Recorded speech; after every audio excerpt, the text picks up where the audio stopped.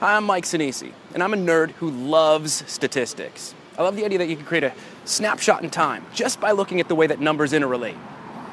Now, recently, the U.S. Census Bureau released its annual statistical abstract of the United States. This is a snapshot of America.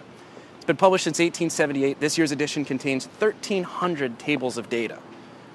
Based off of that, the New York Times published an infographic with 18 factoids, ranging from family to education to leisure. Each of them very interesting, but I wasn't even able to get past the first one without spending an additional 30 minutes of my own time researching, crunching numbers, finding equivalencies. That statistic, that in the year 2008, Americans ate 108.3 pounds of meat on average. That's the same as 433 quarter-pounders.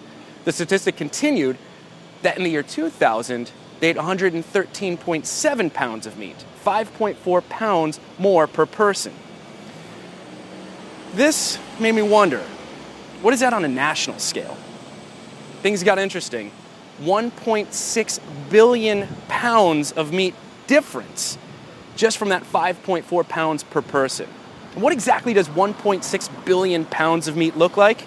Let's go back to those quarter pounders. 6.4 billion of them specifically. Now stack those up and you've got yourself a meat monolith that reaches 25.5 thousand miles into space. Just for comparison's sake, the International Space Station orbits the Earth at 200 miles. This thing reaches a tenth of the way to the moon.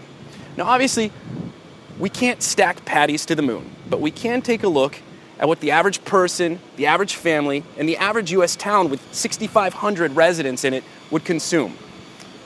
Just a little note about that town, they're putting away 7,671 of these quarter pounders every single day.